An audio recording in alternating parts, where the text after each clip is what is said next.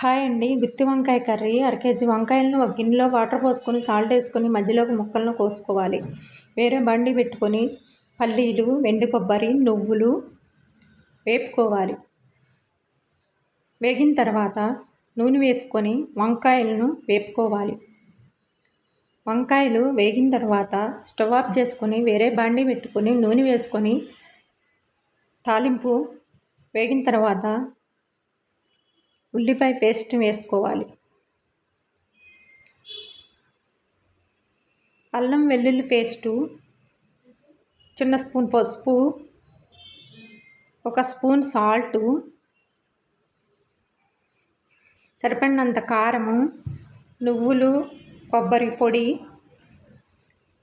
వేయించి పెట్టుకున్న వంకాయలను కూడా వేసుకొని వేగనిచ్చి చింతపండు రసాన్ని పోసుకోవాలి.